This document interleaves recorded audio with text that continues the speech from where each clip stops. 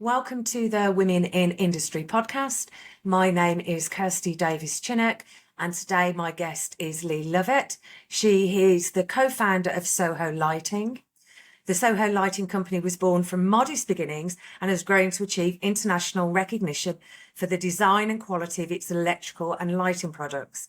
Recent projects include the provision of decorative lighting for a Jasper Conran-led design for a Marrakesh hotel and cookery school, energy-saving lighting initiatives in the Middle East, and the provision of switches and sockets for 800 bedrooms in the Hilton's largest hotel in London. Their collection of light fittings, bulbs, switches, sockets and accessories have been specifically designed and commissioned to exacting standards, bringing you beauty and performance without compromise. Welcome, Lee. Thank you for joining us. Thank you for inviting me, Kirsty. So when I was stalking you on LinkedIn and on your website, which I'm getting quite good at stalking people now, you founded Soho Lighting when you were an interior designer because you couldn't source the consistent quality products you wanted. Is that right? Well, essentially, we were renovating properties in Soho and around London. And one of my greatest frustrations was there would be particular lighting at a very high price point that didn't have really good technical construct behind it, or at a high price point, and actually the quality of the materials wasn't that great, and it had all been shipped in from China. And so I became quite frustrated and actually started with the humble dimming knob. And because they're constantly flickering, failing, everyone knows the challenges with them. And I happened to be working on this particular project, had this extremely talented young electrician. He was 23 at the time. And over a beer and a glass of wine, I went, we have to be able to do this better. And he said, well, I think I could help you. So I was like, super. And that's really, it started really from our perspective. So we were looking at it for my renovations and my properties, but actually it turned into something much bigger than we expected. And one of the first things that we did, although it took 3 years, was to completely redesign the dimming technology behind dimming switches. And from an aesthetic point of view, I couldn't bear putting 1970s dimming knobs into period properties. And so we've designed it so that they can now sit with toggles. So it was really about, we couldn't find what we wanted. And so we went and made it ourselves. And that was it, really. And what was the hardest part about founding the company in the early days? Was it the technological reworking, redesigning? Was it the aesthetics? Was it combining the two? Do you know, it was all really difficult. I'm just going to be open with you. It was all really difficult. I mean, if you take the average, it will take a switch and socket collection. There's 180 pieces or products within that one collection in order to support a house. And so it was a lot more complex than I had anticipated. However, I had the good fortune to surround myself with people a lot more talented than myself in their respective fields, which I think is a really important thing in business. Always engage people much more talented than yourself. And so I was very fortunate. And between a whole team behind me, we managed to, I suppose, work on the technical aspects. That took much longer. As I said, for the dimming toggle, it took 3 years. But immediately for the quality and the craftsmanship and getting things at the right price point with good quality, that came quite quickly. But we had to do a lot of market research to really find out what would sell, what wouldn't sell, when we realized we had a business and it wasn't just going to be for ourselves. And because when you have no track record, no history, you're very much guessing. And it's that tension, which I know every person that's started a business knows, is that tension between you want to grow, but you have to buy enough stock in order to support that growth. And then you have creative, I suppose, a creative mode where you want to create new products, and that also takes investment. And it was very tough for those first couple of years, trying to get that balance right, supporting customers with the product that they wanted so that we had enough stock, but also bringing out new, exciting and creative things that I suppose would engage people who perhaps hadn't really thought that lighting could be different from what they would usually purchase. So it was a real tension. I'm not saying that tension's gone away completely either, because as you grow, the challenges just get bigger, but it's exciting and we all love it. So it's a good tension to have. I think you're right, it never goes away. You know, every day brings a different challenge. And I think it was on my Facebook memories this morning when I was flicking through. And I'd put a post up a few years ago going, I am so lucky to have all these challenges to solve. Yes, it is like that. It is like that because, and it's also when you overcome those hurdles and overcome those barriers, and you suddenly have something really special and unique, and you think it's all worth it. It's all worth it. So you were founded in London, but your manufacturing base is in Cornwall. Why did you choose Cornwall? It's a great question. Cornwall is an absolute hotbed of artisan talent. It is, and sustainably minded as well. It's the the third top renewable energy county of the UK, and it just has a really creative vibe about it. We use so many of the local craftsmen and women down based in Cornwall, and we just thought, well, let's actually base our distribution and our manufacturing and our creative studios down there. We still have a design studio up in London, and our client base is hugely in London, but Cornwall is where we, I suppose, base our creative selves and our manufacturing and hand assembly. The ocean collection that you do is obviously inspired by your location in Cornwall, but Yes. also you mentioned sustainability there as well. And your ocean collection really encompasses this. Can you tell us some more about that collection? Yes, I'm so passionate about this collection of lighting. If I'm honest, we started the whole business with the objective to get rid of plastics from our packaging. So we always had that sustainable mindset. And I think that largely comes from being based down in Cornwall, where everybody in our warehouse and in our workshops, they all think that way. So we really have kind of a sustainable culture.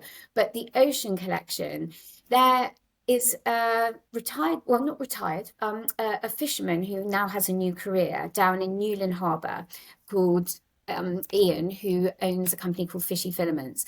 And he started recycling fishing nets that are salvaged from the sea and to create 3D printing fibre. And as a part of Selfridge's Let's Change campaign, we created a whole suite of pendants from that fibre that we then launched up in Selfridges. And we not only use recycled fishing nets, we also use recycled plastics, and it's just an absolutely beautiful material. We took it to Decorex Decorex is an interior design exhibition up in London. It happens every October. That we've done recently, actually. But the year before last, we took it to Decorex, and nobody could believe that it was plastic, because when it's printed, it looks like ceramic or linen. It's stunning, and it's been a really exciting adventure, and we're constantly looking for new materials that we could use and different things. But it's led us to some really exciting engagements, and actually it links into shining the light, for women and career aspirations. We're engaging with Cornwall County Council at the moment to look at an inter-school beach combing, where the children will go and collect plastics from the beach, sort them into colours. We'll then turn them into 3D printed lighting, and we're doing a design and light competition, and we're focusing specifically. There's an organisation, a body called TECS Techs, and they look at the fact that now only 5 to 10% of girls in schools are going into design or design tech. It's so minimal. And so we're working with those girls in schools and getting them engaged in the whole design process, the whole sustainability, and really just trying to get our young recognizing that you can have a great design career in Cornwall if you want to, or wherever you come from. You don't have to be in the city. And as a young girl, as a woman, you can have any career that you want, and design tech holds lots of exciting commercial possibilities. Talking there about how you're inspiring and working with to encourage young women and girls. International Women's Day last year in 2022, you did the most fantastic video featuring some of your colleagues at Soho Yes. Lighting. Who came up with the concept and why was it important for you to do it? It's literally because in our company, we recruit based on talent and based on capability. And what has happened as a result of that is that we have got some incredible women in our business in roles that you wouldn't usually perceive to be typically historically for women. And I just wanted to shout about that and celebrate that. We have girls, ladies, women running our warehouse, our operation, driving forklift trucks. We've got welders, carpenters, an electrician. And I really wanted to celebrate that. And in other roles as well, we've got board that's 50% women, which is unusual today. We've got women in every role and every layer within the organization. And I just felt it should be something that we should celebrate. And we happen to be working with a fashion designer called Donna Ida, and she is she's an entrepreneur. She started her own business in jean fashion, and I was just chatting to her saying, we have got some incredible girls. And she said, well, why don't I lend you some different types of overalls than they might usually be in? So we all got into her overalls, and we just had some fun. But the whole objective was really to just say, do you know what, your gender is irrelevant. Do what you want to do and be great at it. It's a fantastic video. I must admit, I've watched it several times, and each time I'm like, "Oh, I wish I'd done that." It's damn I'm it. so pleased you liked it. It's really, really good. And you also sort of did an article with some of the team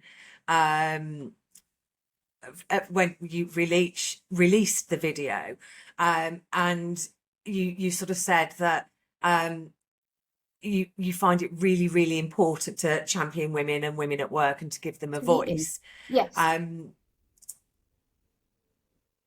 And I loved the sentence you used. We're championing equality and challenging gender stereotypes, which really does come across in the video. Well, that's it, isn't it? Because Women's Day is actually about equality. We have great men in our business, extremely talented, but it's about equality, and it's about everybody having the opportunities that they have the capability to fulfill. Exactly. And it's equality not only benefits women, it benefits men as well. Of course, absolutely. So this podcast is going to be released in October, and you've just come back from Decorex at Olympia, Yes. where apparently you're releasing a new product.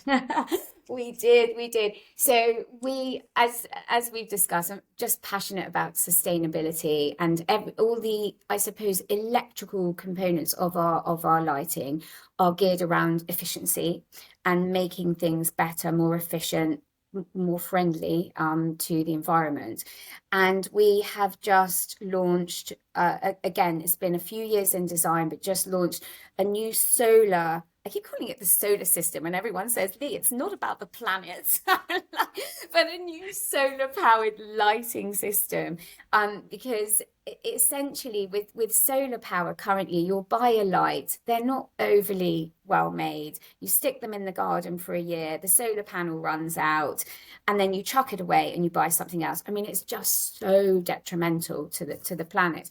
And so our technical director, who was the young 23-year-old electrician who is now in his 30s, couple of babies down, and very very very grown up and adult, but still genius. He has designed this solar, I suppose, box system that is also linked to home automation, and we've got a 10-year guarantee on that box, and it will power up to 15 lights in your garden. Whether you bought them from Soho or from another company, it wouldn't matter.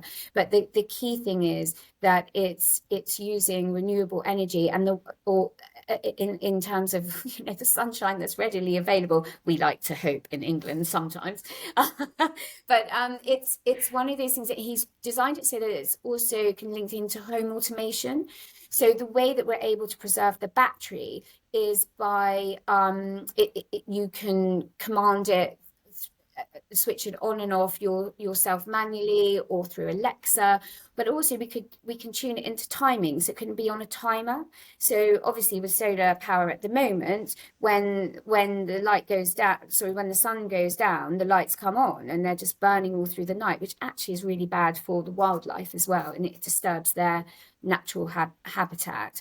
But we can put them onto timers. You can even set it by the weather forecast. So when you do have terribly dismal days in UK and it's raining, your light, you could get your lights to come on when the weather's bad to brighten your garden if you wanted to. But it's just they're really clever, and it's had huge reception. So we're thrilled. But again, it's all the same thinking around sustainability.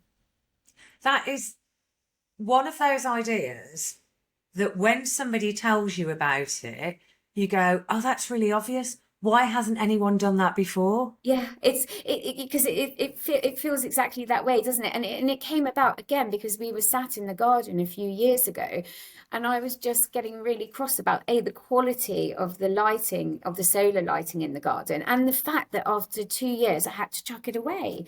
And it was just that conversation. And I said to Josh, who's our technical director, I just said, Joshy, can we don't tell him I'm calling him Joshy on a podcast, but I did say, can we must be able to do this better. We must be able to.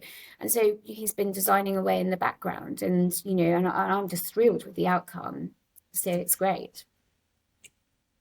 Again, it's one of those things where you're seeing a product and making it better, improving it, not only for sustainable reasons for the environment, for the solar system, as it were.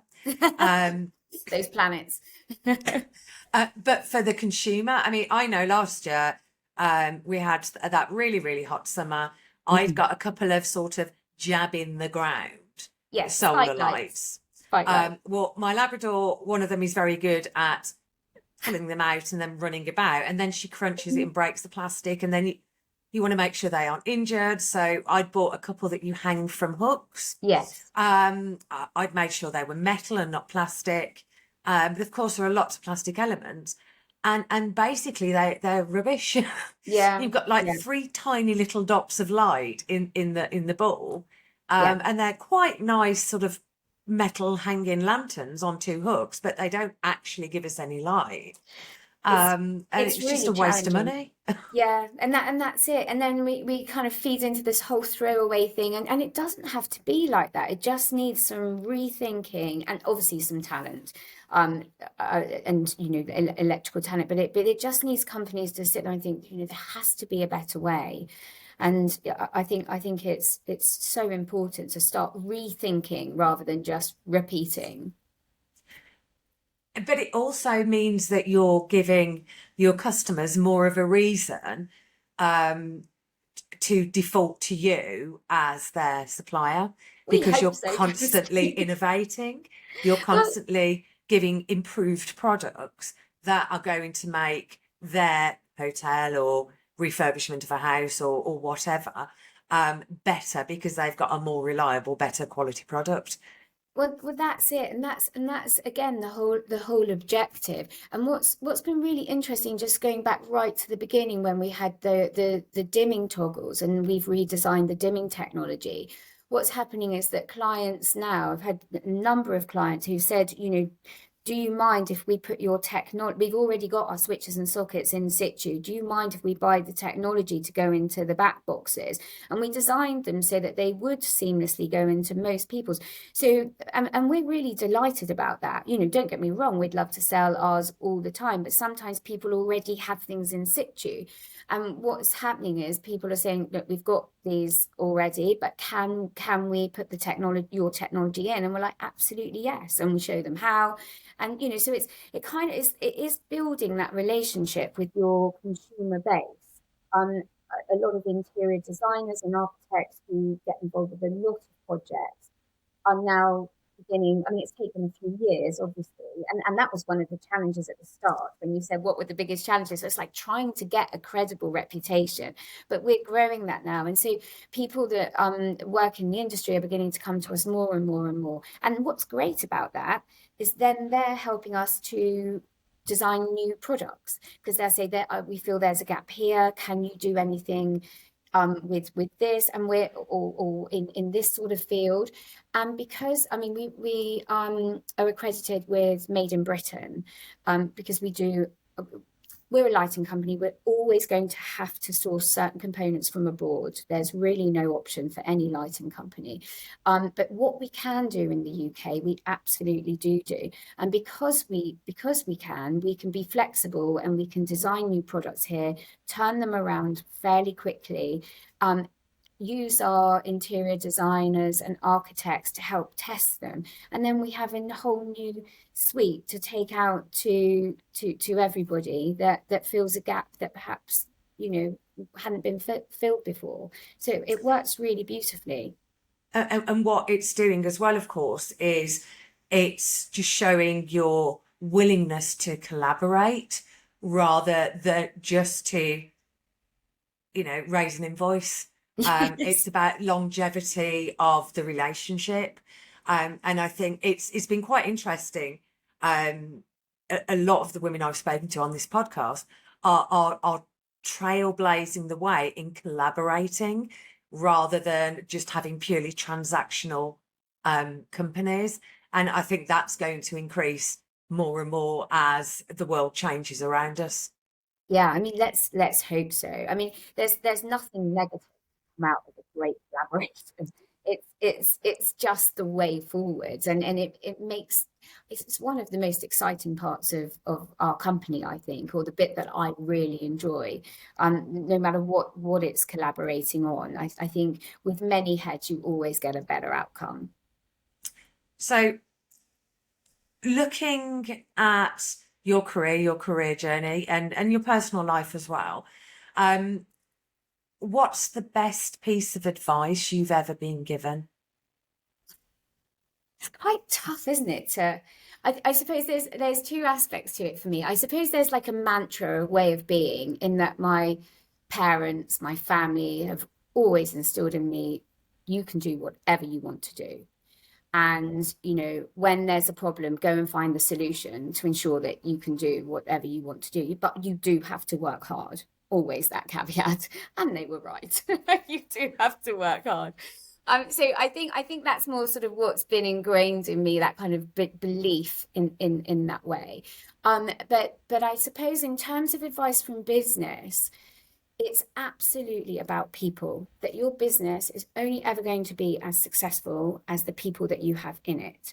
And going back to what we were talking about earlier, Kirsty, where surround yourself with people that are more talented than you and celebrate that talent. Never, ever, ever feel that you're challenged by that, and always embrace it, because that talent is what is going to make your business successful. And I think from a business perspective, that is the one for me. I agree. I mean, it might do the ego good for about 30 seconds to sort of walk into a room and go, oh, I'm the smartest person in the room. I'm the best at this, I'm the best at that. Kirsty, to be honest. But but you can't learn, you can't No, move forward. no. If there's no one there that you can go and have a conversation with and learn something new. And I think one of the things that's quite noticeable is how inclusive Soho is as a company. And by inclusive, I mean celebrating all the talent within your colleagues with the employees at Soho, and not just putting them in boxes and going, Yeah. that's your job, you do it. Letting It, people find their own path. oh, it's so important. I mean, we have succession and career path changes in Soho is something we really champion. So we have a fabulously talented lady in the company called Rue, and she came in and worked in our warehouse for a year. She was doing a writing degree, and she's an incredible writer. We didn't have, we were a younger company, and we didn't have the spot for a full-time writer. But we absolutely said, my gosh, if we can move you in that direction, please come and work in the warehouse. And she did brilliantly. She built lights. She's very creative. And and now she writes full time for us. And we did it, she had 6 months sort of doing 1 day a week, and we built it up to now we can sustain that. And those career path changes are constant through our business. It's so important. We want to hold on to that talent that we've got. Once we got it, we're not giving it away. I think that comes across really, really well, just how much you value the talent of the people that you work with.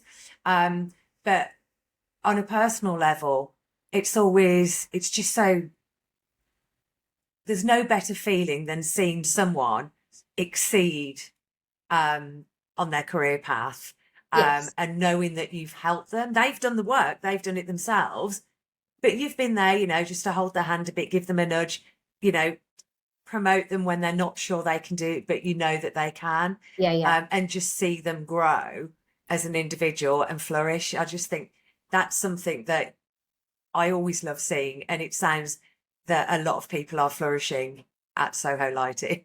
They are. Well, we have a huge talent bed, so we're very lucky. But yeah, no, I think it's so rewarding. It's a hugely rewarding thing, and at the end of the day, your kind of role is to ensure that people supersede yourself. That's your role, is to create a great business, create a great culture, and let people fly. No matter what their gender is or where it's so important. Thank you so much for coming onto the podcast, Lee, and talking to me. It's been an absolute pleasure. And I urge everyone watching to go and check out Soho Lighting, particularly the Ocean Collection, because that's my favourite. Mine Thank you, Lee. too. Thank you, Kirsty. Thank you for inviting me.